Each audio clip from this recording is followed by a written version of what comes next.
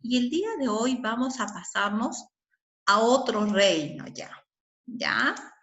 Ya vamos a dejar el reino plantae y nos vamos al reino animal, ¿ya? El reino animal es el reino más amplio dentro de los reinos, ¿ya? En él podemos observar un sinnúmero de animales con características propias, desde características muy simples hasta características complejas, como es pues, el hombre, por ejemplo. Nosotros pertenecemos al reino animal, ¿ya?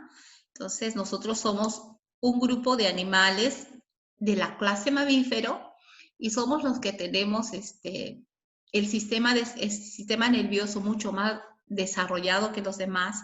Podemos interrelacionarnos con el medio que nos rodea y con otras formas de seres vivos, ¿ya? Pero esta organización tan estructurada empezó de cero.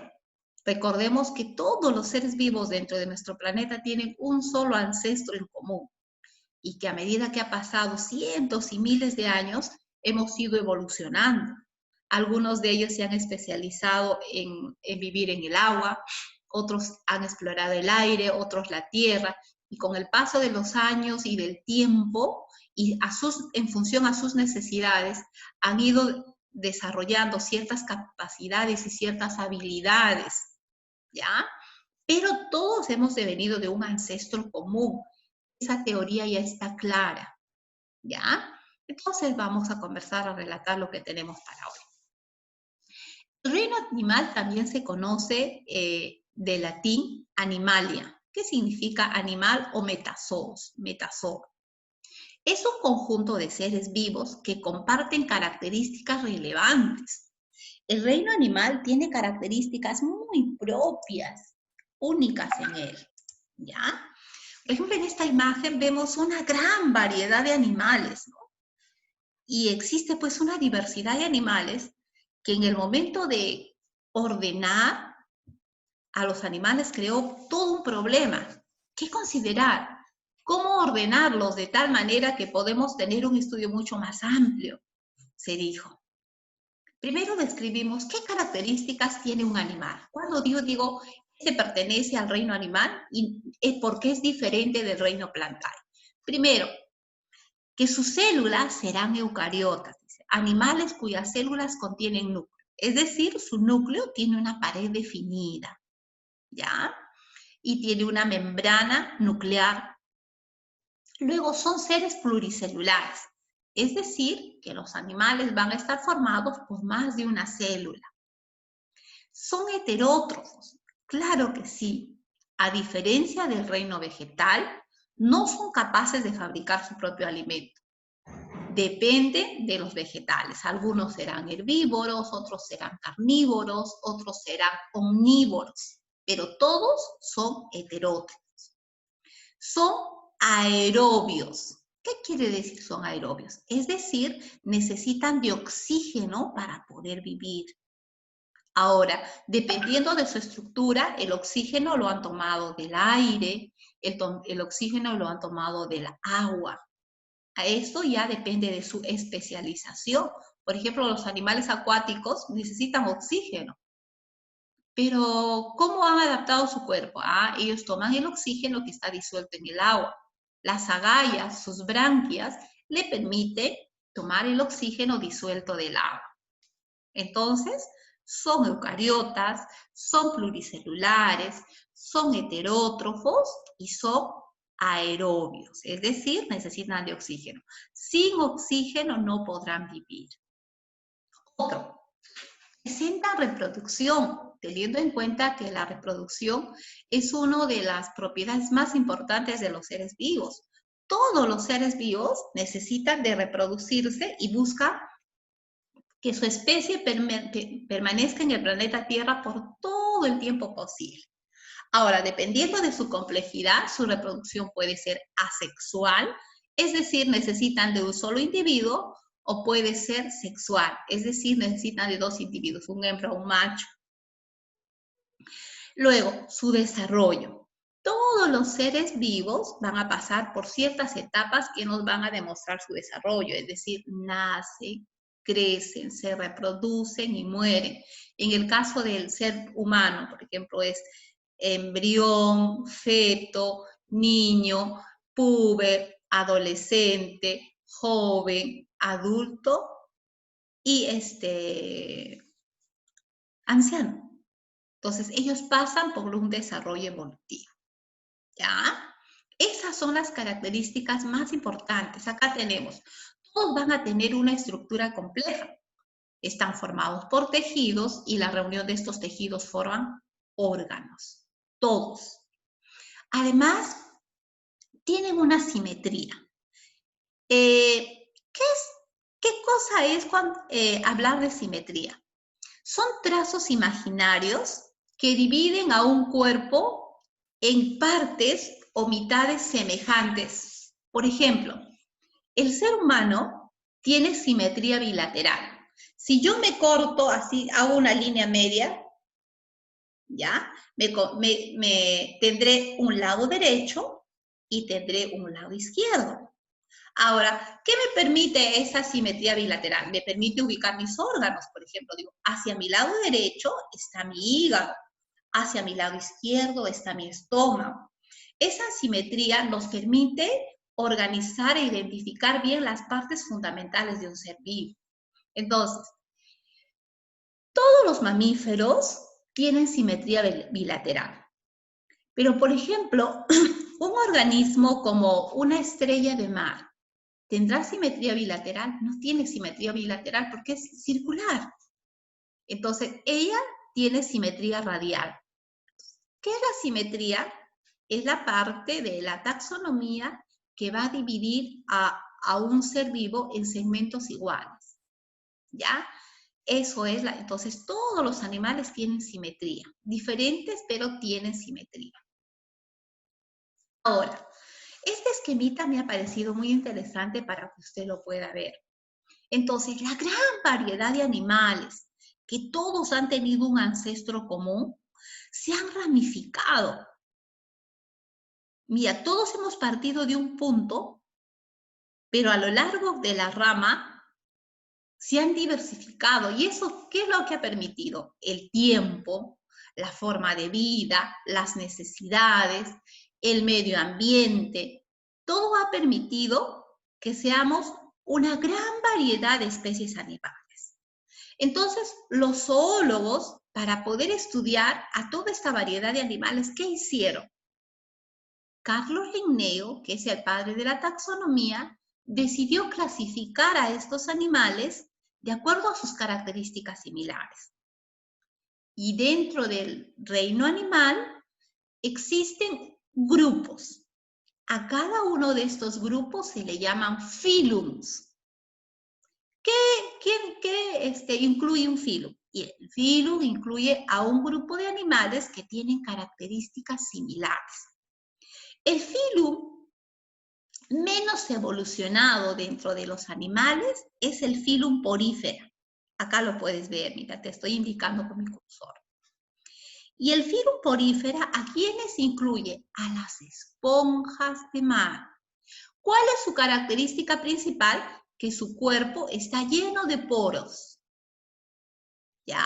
La esponja de mar. La esponja de mar no es como Bob Esponja, que es una caricatura. Acá tú puedes ver, pero ya su cuerpo está cubierto de numerosos poros. A través de esos poros ingresan las sustancias nutritivas y salen las sustancias de desecho. Luego, siguiendo la evolución, está el Phylum Platelminthos. ¿Y qué característica tiene este Phylum Platelminthos? Todos son gusanos planos. ¿Quiénes están ahí, Miss? Por ejemplo, está la tenia, la que vive en el intestino de los seres vivos, y esta tenia que vive en el intestino de los seres vivos, come el alimento ya procesado por el sistema digestivo. Cuando una persona o un animal está parasitado por esto, no engorda, porque todo lo que su cuerpo procesa es absorbido por este tipo de parásitos. Y se desarrolla, por ejemplo, un tipo de anemia. es muy delicado poder contagiarnos de este tipo de parásitos, porque viven en el intestino delgado. Nosotros nos alimentamos y nuestro cuerpo procesa, pero como están en el intestino delgado, todo es aprovechado por estos parásitos. Seguimos la evolución y está el Phylum Nematoda. El Phylum Nematoda agrupa también a gusanos, estos son gusanos acintados en forma de cinta, y la mayoría de estos gusanos también son parásitos en el hongo. Aquí está el Oxyurus y el Ascaris lumbricoides, que son parásitos del hombre. Seguimos la evolución, hacia esta rama nos estamos yendo, y están los moluscos. ¿Quiénes están dentro de los moluscos? Vemos el caracol, vemos los bivalvos, como las conchas, los mejillones, el choro. Y luego está, este es un pulpo calamar. Estas tres especies, ¿cuál es su característica fundamental? Su cuerpo es blando. Tan blando es su cuerpo que ha desarrollado una concha calcárea, una concha dura que va a proteger su cuerpo. ¿Ya? Me dirás, Miss, pero el pulpo y el calamar no tienen una concha donde se puede esconder. En el caso de ellos, chicos, su concha de protección es un vestigio. Dentro de él existe una pequeña, ¿ya? Este ya es un animal en plena evolución. Entonces, ¿qué caracteriza a los moluscos? Que su cuerpo es muy blandito y como tal son fácil presa de los depredadores. Por eso, su adaptación ha llevado a que ellos desarrollen una estructura de protección. Nosotros conocemos cómo es un caracol y, por ejemplo, cómo son los choros. Esas dos valvas al chorro le permiten protegerse de un depredador, porque si no sería fácil presa. Seguimos esta ramita y encontramos al Phylum Annelida. ¿Qué caracteriza al Phylum Annelida? Son gusanos anillados. Están formados por múltiples anillos, ahí tú los puedes ver. Y yo estoy segura que más de una vez has visto una lombriz de tierra. Una lombriz de tierra es rosadita y tiene bastantes anillitos. Y tú ves cómo se va, sus anillitos se acortan y se alargan. ¿Ya? Ahora, ellos son muy importantes dentro de un jardín, porque su movimiento produce oxigenación de la tierra. Ellos permanecen en terrenos llenos de sustancias alimenticias, ¿ya? Llenos de nutrientes. Luego seguimos la ramita y aquí a este grupo grandote que tú ves acá, este grupo grandote, agrupa a los artrópodos. Por ejemplo, las arañas, la lombriz, los 100 pies y los 1000 pies, los insectos y los crustáceos pertenecen al filum de los artrópodos. ¿Y qué caracteriza a los artrópodos? A los artrópodos le caracteriza sus patas articuladas, ¿ya? Todos los artrópodos tienen patas articuladas. Dentro de ellas encontramos, por ejemplo, los arácnidos. ¿Qué sabemos de los arácnidos? Los arácnidos tienen 4 pares de patas, es decir, tienen 8 patas. Su cuerpo tiene 2 segmentos, un tórax inmenso, voluminoso, y una cabeza pequeña. Ellos no tienen alas, ellos no tienen antenas, pero hacia la parte de su aparato bucal tienen unos 2 dientes gigantescos, así. Se llaman quelíceros. ¿Ellos qué le permiten? Incrustar el veneno. Ese veneno puede paralizar a otro animal, ¿ya? También a este grupo pertenecen los miriápodos. Y los miriápodos se parecen mucho a la lombriz de tierra, pero no es. Dentro de ellos tienen numerosas patas. En el caso de los 100 pies, no es que tienen 100 pies, sino debido a que tienen numerosas patitas, se les dice 100 pies.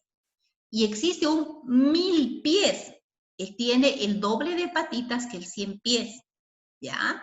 El 100 pies por cada segmento corporal tiene un par de patitas. En cambio, el 1000 pies tiene 4 pares de patitas. Entonces, por sus patitas numerosas, se le dice 100 pies, 1000 pies, no es que cuenta con esa cantidad. Luego están los insectos. ¿Cuál es la característica de los insectos? Tienen 3 segmentos corporales, cabeza, tórax y abdomen. En el caso de los arácnidos, el tórax y el abdomen se han fusionado en uno, pero ellos tienen los 3. Tienen 3 pares de patas, es decir, tienen 6 patas, tienen antenas, tienen alas, su aparato bucal se ha especializado, algunos son lamedores, otros son chupadores, otros son succionadores, otros son aserradores. Dentro de los insectos hay una variedad de insectos y ellos también se han especializado. Y otro grupo de los artrópodos vienen a ser los crustáceos. Y dentro de los crustáceos están pues los cangrejos, los camarones, los langostinos. Y ellos tienen 5 pares de patas. 5 pares. Ellos 5, los insectos 3 pares de patas y los arácnidos tienen 4 pares de patas. Los miriápodos tienen N pares de patas. ¿Ya? Entonces, el filum Arthropoda es uno de los filums también mucho más variados dentro de este filo. Ahora, hay otra rama que agrupa a los animales eminentemente acuáticos y se dice que de ellos derivamos nosotros prácticamente del filum cordado. Ellos son el filum Equinodermo. Y el filum Equinodermo agrupa a unos animales que su cuerpo está cubierto de espinas. Por ejemplo, acá tenemos el erizo de mar, la estrella de mar, el sol de mar. Tú cuando tocas a estos animales, que son eminentemente marinos, tienen unas púas. En el caso de los erizos de mar, sí, esas púas pueden causar daño. En el caso de las estrellas de mar y el sol de mar, no son tan ofensivos, ¿no? Y luego, todo ello va a permitir el origen del filum cordado. Todo esto de acá da origen al filum cordado. El filum cordado es el filum más evolucionado dentro de los filum del reino animal. ¿Qué características tienen ellos? Tienen un sistema nervioso desarrollado y este sistema nervioso se encuentra dentro o se encuentra protegido por estructuras óseas. En el caso del cerebro, está protegido por el cráneo, y en el caso de la columna vertebral, está protegido pues por las vértebras, ¿ya? Y tanto en la cabeza como en alrededor de toda la columna se encuentra el sistema nervioso, que cumple múltiples funciones y es mucho más evolucionado que la variedad en todos los animales. Entonces, el filum cordado ya tiene un sistema nervioso protegido y desarrollado. Y dentro de ella, la más inferior, o lo que da origen a todos, encontramos a los peces. Luego vienen los anfibios, los reptiles, aves y mamíferos. Entonces, el filum cordado agrupa 5 clases: peces, anfibios, reptiles, aves y mamíferos. Luego vamos a ver cada uno. Por ejemplo, los peces son eminentemente acuáticos, respiran a través de branquias. En el caso de los anfibios, son animales de piel suave, tienen vida acuática durante sus periodos tempranos, y cuando ya llegan a la etapa adulta tienen vida terrestre. Las especies características son los sapos y las ranas. En el caso de los reptiles, son animales cuyo cuerpo es muy escamoso.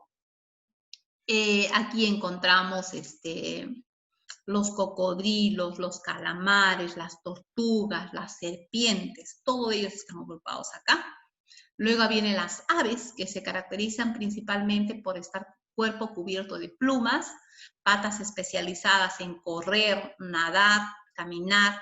Son eminentemente ovíparos, es decir, ponen huevos y nacen de ellos. Su pico es muy especializado y dependiendo de su tipo de alimentación también se ha diversificado los tipos de picos. Y luego dentro de las especies más evolucionadas está la clase mamífero, cuyo cuerpo está cubierto de pelos que presentan glándulas mamarias para alimentar a sus crías. ¿Ya? Y aquí a esta clase pertenece el hombre. ¿Ya? Y acá hay más información. Los carnívoros que se alimentan de carne, herbívoros de hierba, y omnívoros son los que comen carne y hierbas. Y acá encontramos los tipos de reproducción, los ovíparos, los vivíparos y los ovovivíparos. ¿Ya? Entonces, aquí hay un video que vamos a esperar con muchísima paciencia que cargue para que tú lo puedas ver. Entonces, ese es el reino animal, mucho más complejo, mucho más diversificado. ¿Ya? Vamos a esperar, a ver. Ya. ¿Ya? Entonces,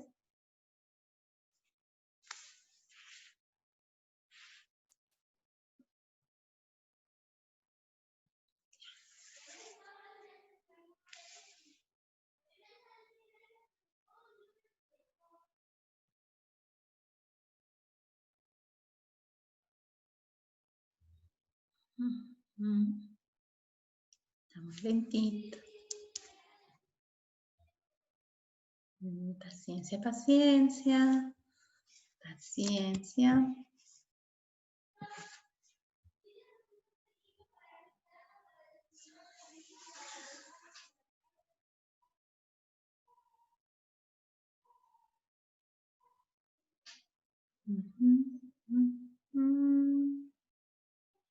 Por favor, cuélgate ya.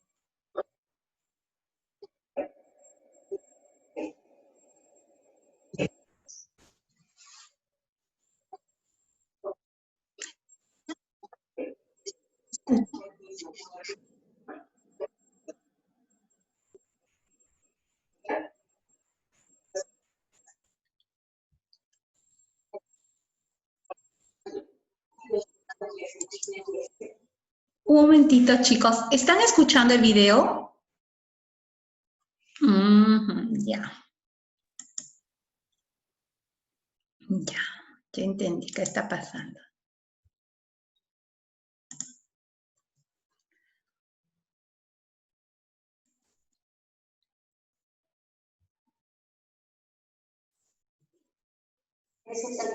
Que se estiman ahí en el... ¿Ahora lo escucha? ¿Ahora? ¿Escucha? Ya, ahora sí. Perfecto. El reino animal. La diversidad de seres vivos en la Tierra es enorme, y resulta casi imposible saber cuántos organismos han llevado a cabo su ciclo natural durante miles o millones de años sin haber sido descubiertos hasta la fecha. Dadas las grandes diferencias de los organismos vivientes, la ciencia se dio a la tarea de organizarlos en grupos para un mejor estudio e identificación. El sistema de clasificación usado en la actualidad es aquel que realizó en el siglo XVIII Carlos Linneo, un naturalista sueco que estableció jerarquías dentro de las especies. Es así como surgen los 5 reinos para clasificar a los seres vivos: reino Plantae, Fungi, Protista, Monera, y por supuesto, el más alto de la jerarquía del sistema de Carlos Linneo, el reino animal. El reino animal es muy extenso. Incluye a los estados divididos por varias células, por lo que reciben el nombre de pluricelulares, y a los heterótrofos, es decir, aquellos que deben nutrirse de otros seres vivos para sobrevivir. Otras características de los metazoos o animales es que realizan intercambio de gases, tienen sentidos desarrollados y exhiben comportamientos móviles como correr, volar o deslizarse, por mencionar algunos ejemplos. Muchos son organismos muy complejos, como un elefante, una ballena, o el mismo cuerpo humano, pero otros sorprenden por su rareza y simplicidad biológica, como las medusas o esponjas. El sistema de clasificación no acaba aquí. De los más de 10 millones de especies animales que se estiman hay en el mundo, un 97.4% corresponde a invertebrados, mientras el resto corresponde a vertebrados.